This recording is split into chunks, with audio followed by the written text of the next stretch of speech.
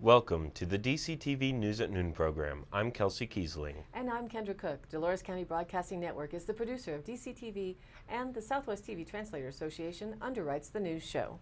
If you have a news topic or tips you'd like to see covered, give us a call. The studio number is 677-4119. Today's show is live on Tuesday at noon and rebroadcast at 3 and 6 p.m. and again re-aired on Friday at noon, 3 and 6. Coming up, bears, yes, more bears, and sage grouse update, and more. And also Durango Fire Bike v Car with weather, sheriff's roundup, and area happenings. Today is August 8th, 2017, and now the news at noon.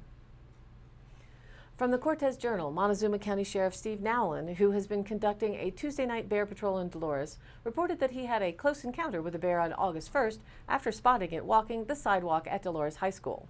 Several people were walking in the same area, he reported. According to Nowlin's report, he chased the adult black bear with his patrol vehicle from the school at 1301 Central Avenue toward the northern town limits at 11th Street. The bear then turned and fled behind a house in the hillside area. The bear reappeared near 300 North 10th Street and attempted to open a trash container. Nowlin reported, "I walked up to the bear within 10 yards and fired one less lethal 12-gauge rubber slug, striking the bear in the left rear. He then followed the bear as it ran just outside the northern town limits onto the hillside and fired a second rubber slug into the bear's left flank, which sent it running up the hill and out of sight."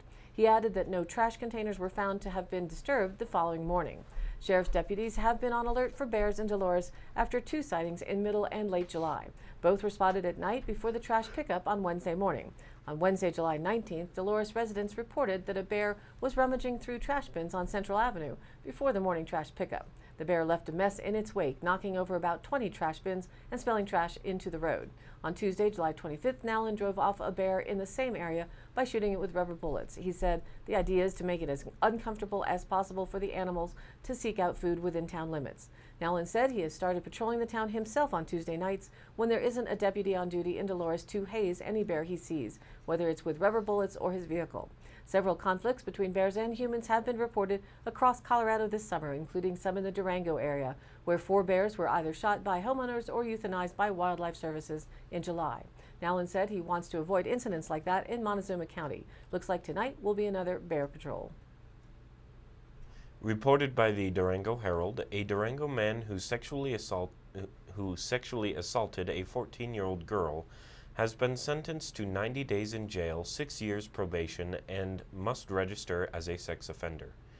Lewis Smith, 24, had sexual relations with the girl in December, according to an arrest affidavit.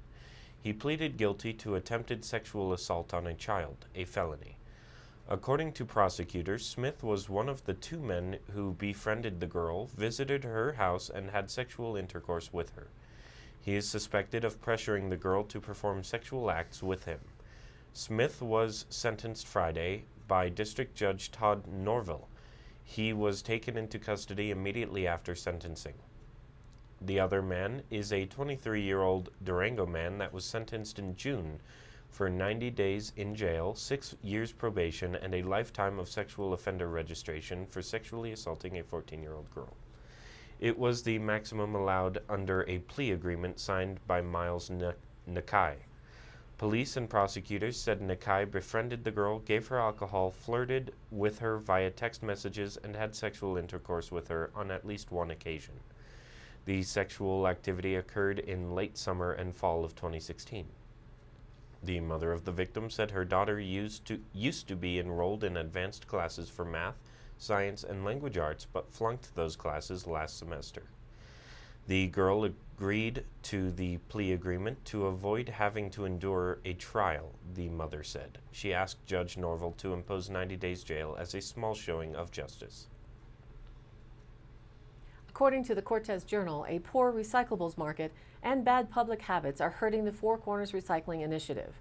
Leaders hope community support will help them overcome financial challenges. More responsible use of the free service in Mancos, Cortez, and Dolores also is needed, said Casey Simpson, president of Recycling Initiative.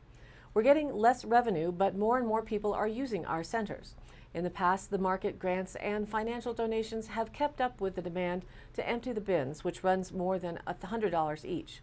The catch-22 now is that while increased public participation in recycling is good, The selling price for cardboard, paper, metal, and plastic is down, meaning there isn't enough revenue to pay for additional bin service. The result is stations getting overwhelmed, Simpson said. The wrong recyclable or regular trash is contaminating bins designated for each type of recyclable material, which leads to increased costs of separating it. When there's not enough room, people are misplacing recyclables, causing contamination, or dropping them next to the bins, creating an eyesore and leaving them susceptible to wind and foraging animals. Extra care by bin users will help keep different recyclables separated and free of regular trash, quote, so we get the best possible quality and best price, he said. If a load is too contaminated, the whole thing is thrown away into the landfill instead of being recycled. China's recently announced ban of foreign recyclables is expected to further hurt prices because it has been the world's largest importer of scrap material. Without China as a buyer, the U.S. recyclable market will be facing a glut of recyclables. At the same time, the Colorado Department of Public Health and Environment is issuing new rules for recyclers. Landfill manager Shaq Powers said, "I'm expecting we will see prices slump dramatically. We need to work as a team and come up with the most equitable solutions for each party involved." The county and recycle organizations recently met to come up with a strategy on sustaining the programs. For more information on the Four Corners Recycling Initiative and to donate, go online to their website. It's fourcornersrecycles.org. Reported by the Cortez Journal, a 63-year-old Durango man who was hit by a vehicle while bicycling Monday on North Main Avenue was airlifted to a Grand Junction hospital with serious injuries, according to Durango Police Commander Ray Shoup. The crash occurred about 5:30 a.m. in the 3600 block of North Main Avenue. Christopher Balkunas was riding southbound in the bicycle lane when he was struck by a 2007 Subaru Impreza, Shoup said. Balkunas suffered serious head trauma and was flown to Grand Junction, he said. Balkunas was not wearing a helmet. A spokesman at St. Mary's Medical Center said Balkunas was in serious condition as of 2 p.m. Monday. Shoup identified the driver of the vehicle as 22-year-old Jessica Durbin, also of Durango. According to witnesses, Durbin was traveling south in the left lane when she drifted into the right lane and into the bicycle lane where she struck Balkunas, Shoup said. Alcohol or drugs are not suspected at this time. Instead, investigators suspect Durbin was reaching down for something on the floor of the car when she crossed over 2 lanes. Shoup said charges are pending. Reported in the Cortez Journal, the Interior Department on Monday unveiled a plan to protect the threatened sage grouse that gives western states greater flexibility to allow mining, logging, and other economic development where it now is prohibited. Interior Secretary Ryan Zinke announced the strategy for the ground-dwelling bird that has suffered a dramatic population decline across its 11-state range. Zinke insisted that the federal government and the states can work together to protect the sage grouse and its habitat while not slowing economic growth and job creation. While the federal government has a responsibility under the Endangered Species Act to protect the bird, officials also have an obligation, quote, to be a good neighbor and a good partner, Zinke said. He said the new plan ensures that conservation efforts do not impede local economic opportunities. The plan comes after a 60-day review Zinke ordered in June of 2015 plan imposed by the Obama administration. The plan set land use policies across the popular game bird's 11-state range intended to keep it off the federal endangered species list. Zinke said in June that state agencies are really at the forefront of efforts to maintain healthy fish and wildlife populations across the country, adding that the Trump administration is committed to ensuring that state voices are heard in decisions affecting land use and wildlife management. In particular, Zinke said he has received complaints from several Western governors that the Obama administration ignored or minimized their concerns as the 2015 sage grouse plan was developed. Republican governors in Idaho, Utah, and Nevada want more flexibility and have urged that conservation efforts focus on bird populations in a particular state rather than on habitat management that frequently results in land use restrictions. The new plan is intended to provide flexibility to states instead of a one-size-fits-all solution, Zinke said. Reported by the Cortez Journal, firefighters said they have not determined the official causes of 3 major fires that started earlier this year in Durango, including one suspected to be arson, one that took a man's life, and one that burned 412 acres. All 3 of these are what I would consider to be significant fires with significant damage to buildings, and we want to make sure we get everything right, said Carola Hanks, fire marshal with the Durango Fire Protection District. The first major fire started May 21st at 1111 Camino del Rio, just south of Natural Grocers. The building was empty and sat on the site of what is proposed to become an 86-room hotel. Firefighters have been working with the Durango Police Department and the Bureau of Alcohol, Tobacco, Firearms, and Explosives on the suspicious circumstances of the fire. An accelerant sniffing dog was used in the investigation, and the ATF offered a $5,000 reward to anyone with information leading to an arrest. The second fire started June 14th at the Tercero townhouse in the 2100 block of West 3rd Avenue.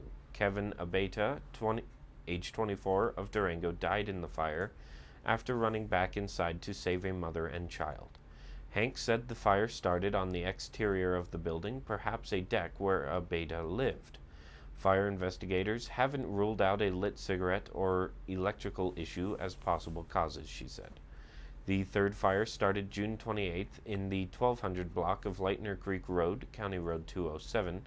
The blaze torched 412 acres, cost more than $2 million to fight, and led to the evacuation of 170 homes for several days. The fire started inside Christine Polinsky's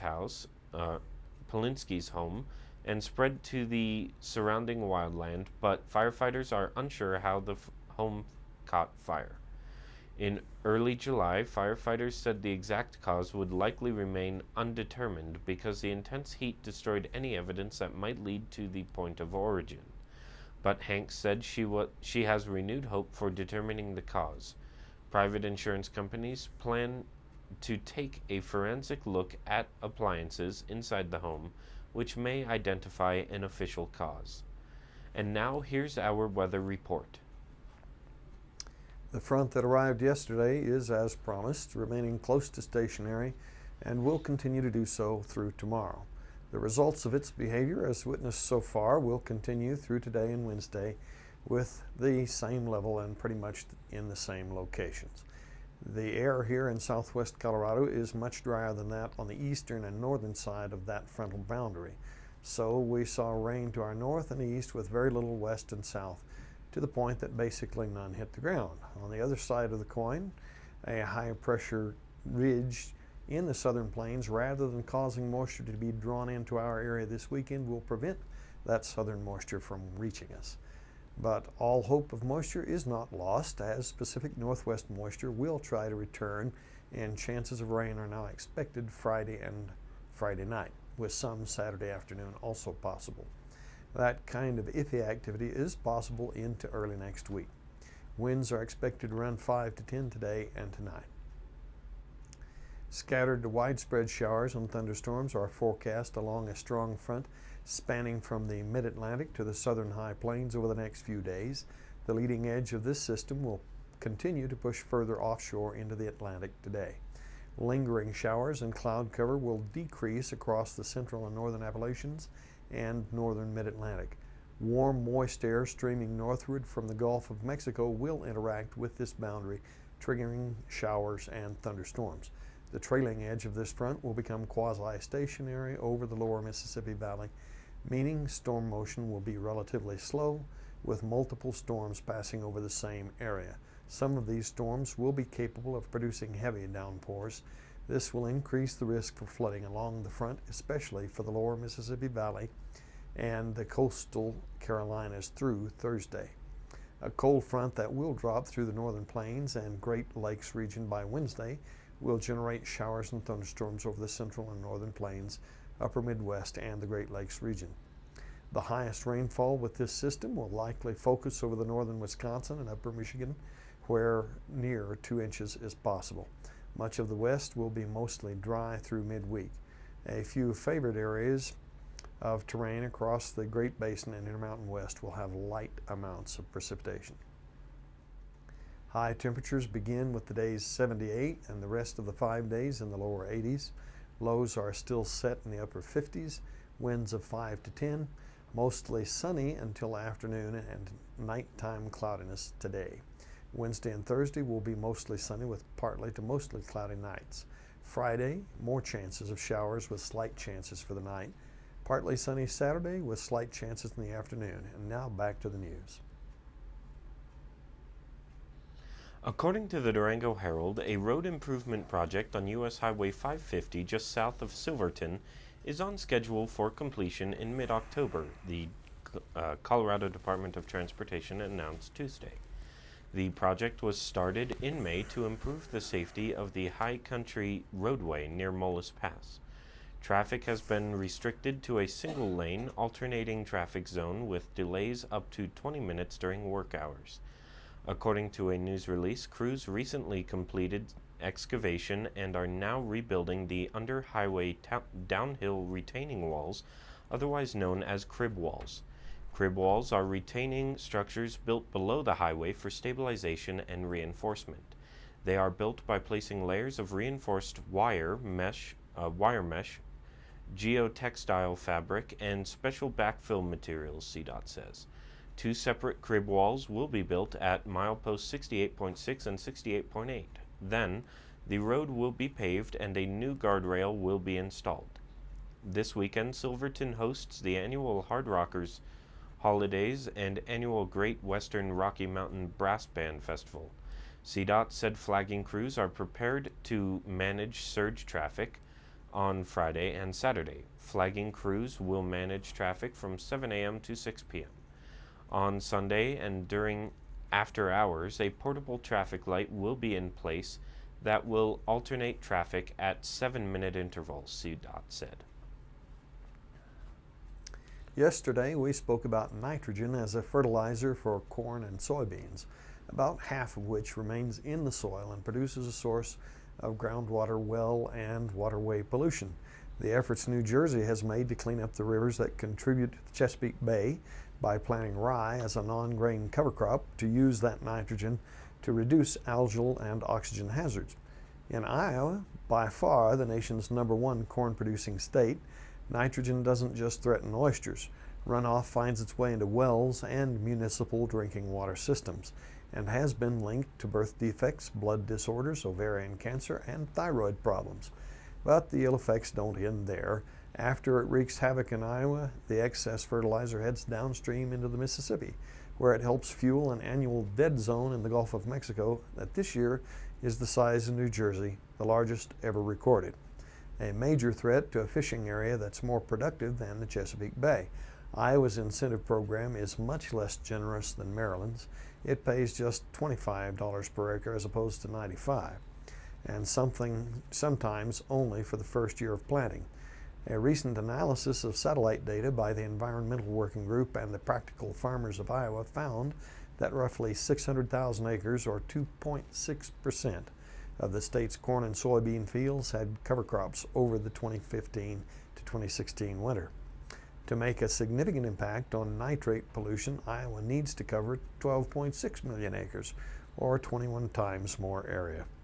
Sarah Carlson, a co-author of the study, noted that cover crop acreage has grown dramatically since 2009, and nitrate levels in drinking water systems like Des Moines are in dire need, inspiring a fierce ongoing public battle between the city's water utility and the state's big ag-aligned politicians.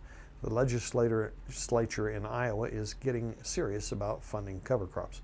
Carlson said, sure, taxpayers will have to foot at least part of the bill, but we're already underwriting the uncovered agriculture now fouling up drinking water and the Gulf of Mexico.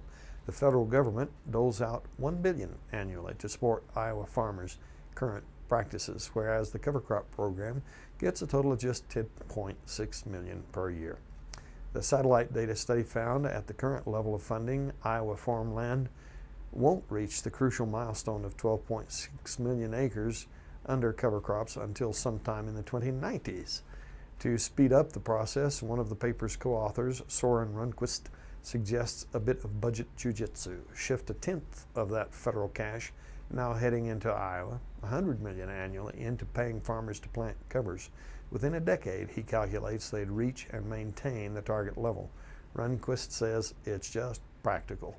If we can afford to spend $1 billion supporting corn and soybeans, we can spend a fraction of that amount to support the environment and the people who depend on it. Reported by the Cortez Journal, the Kotz family has come to the rescue of the Durango Nordic Center, purchasing nearly 200 acres of land near Purgatory Resort that includes the parcel recently slated for an ill-fated massive RV resort. On Wednesday, Jane and Mark Katz announced they bought 190 acres in the Boyce Lake and Tacoma Village area across from Purgatory. The primary goal of the purchase, according to a news release, is to preserve and improve the existing Nordic ski trail system. We look forward to working with members of the Purgatory community to preserve and improve the trail system on the property, help plan Phase 2 of the community park, and explore potential for other recreational and cultural uses, Jane Katz said in a prepared statement. The Nordic Center has been in operation since 1954, but the center has never actually owned the land where the trails are located. Instead, the center leased the land from Durango Mountain Land Company. The Nordic Center also leases its building from the Purgatory Metro District. Last fall, plans were announced for a 157-lot RV resort on 54 acres across from Cascade Village, which would have wiped away nearly one-third of the center's more than 14 miles of trails. The proposed RV park also drew fierce criticism from some members of the public who said the project's size and density would compromise the mountainous and wooded landscape. However, it was announced last month the deal fell through after a contract dispute between the landowner, Durango Mountain Land Company, and would-be developers Michigan-based Hearthside Luxury Motor Coach Resort.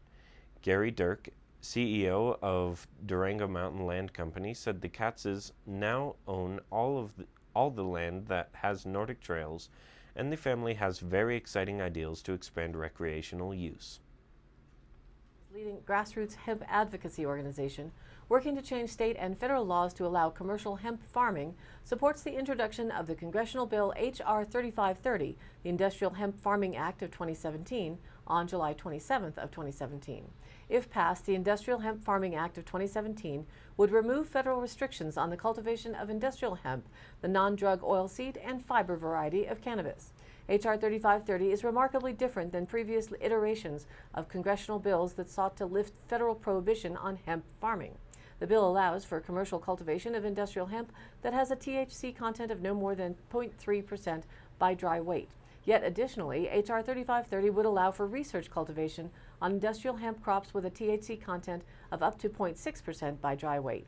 Furthermore, per Vote Hemp advocacy on the issue, H.R. 3530 expands federally legal commercial hemp cultivation to tribal lands, reservations, and U.S. territories, lands that had previously been omitted in Section 7606 of the Farm Bill, which allows only for hemp farming programs in, quote, states.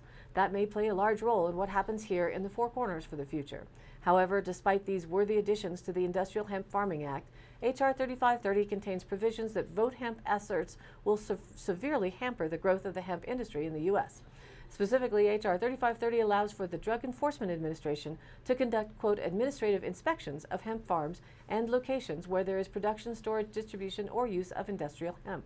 This overly broad language perpetuates the misclassification of industrial hemp as a drug rather than an agricultural commodity and fails to allow states to regulate the crop.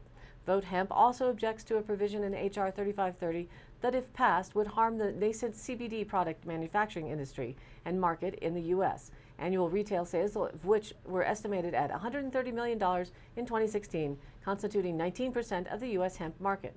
Finally, H.R. 3530 fails to amend the Food, Drug, and Cosmetic Act, thereby allowing the Food and Drug Administration to continue its regulatory oversight of CBD products as a controlled substance drug rather than as a dietary supplement. Championed by a broad bipartisan coalition of 15 co-sponsors and introduced by freshman Representative James Comer, Republican of Kentucky, H.R. 3530 is strongly poised to reach a floor vote in the 115th Congress. Vote Hemp anticipates a complementary bill to be introduced in the Senate in the near future. To date, 33 states have defined industrial hemp as distinct and removed barriers to its production. And now for the Dolores County Sheriff's Roundup for the week of July 31st through August 6th. A resident reported a tractor trailer using red diesel fuel for their vehicle in town. The resident secured the description of the vehicle as well as the license plate and the direction of travel on Highway 491. Colorado State Patrol was notified and is investigating. A resident reported a driver of a tractor trailer placing beer inside the cab of their vehicle in town. Since the vehicle was heading toward Utah, San Juan County was notified to be on the lookout for the vehicle. A deputy investigated a report of a hit and run by a local resident. A town resident requested assistance determining whether a family member was safe. An officer responded and found the family member was fine. A Cajon resident reported that a motorist broke down near their home and requested assistance. An officer responded and the owner of the vehicle contacted a tow company to get the vehicle to a shop. A motorist reported a single vehicle accident on Highway 491 south of town. An officer responded and was unable to locate the vehicle. That's it for today's roundup. Stay tuned for continuing updates. For today's High Canyon Country happenings, looking ahead to next month, on September 1st through the 3rd, you could spend 3 days and 2 nights floating one of the most visually striking canyons in the western United States and enjoying the music of award-winning bluegrass musicians, the Lonesome Days. Hosted by the Four Corners School of Outdoor Education, you'll take in one of the classic rivers of the West, visit archaeological wonders, and spend nights camped under one of the darkest skies in the United States. In addition to a memorable experience, a portion of each admission will go to the Range of Motion Project, or ROMP, to provide prosthetics to amputees in Latin America. The cost is $975, and for more details, visit fourcornerschool.org. Thursday, August 10th, the 25,000 Jobs Launch Tour will be in Monticello to bring partners together in order to strengthen the local economy, create jobs, and support local businesses in Grand County and also in San Juan County. Learn how to grow your business, find a job through DWS, enjoy a free lunch and giveaways. The 25,000 Jobs Launch Tour will be at the San Juan County Fair from 4 to 6 p.m. And in Dolores this weekend during Escalante Days, on Saturday, August 12th from 2 p.m. to midnight, there will be 10 local acts during the 5th Annual Escalante Days and Nights Music Festival. Entry is $10 at the Dolores River Brewery. There will be 2 stages, vendors, food, and fun. And all of the happenings are posted on our DCTV News at Noon Facebook page, along with YouTube replays, weather and original stories, and local posts. To share your event or information, contact us. It's dcbnnews@gmail.com or call the station at 677-4119. Thanks for tuning in. News at Noon airs live at noon Monday through Wednesday and then rebroadcast at 3 and 6 p.m. and again re-aired Thursday, Friday, and Saturday in the same order at noon, 3, and 6. And be sure to like our Facebook page. It's DCTV News at Noon. For Kendra Cook, Jerry Tope, and everyone at DCTV with the News at Noon program out of Dove Creek, USA, I'm Kelsey Kiesling. Thanks for watching.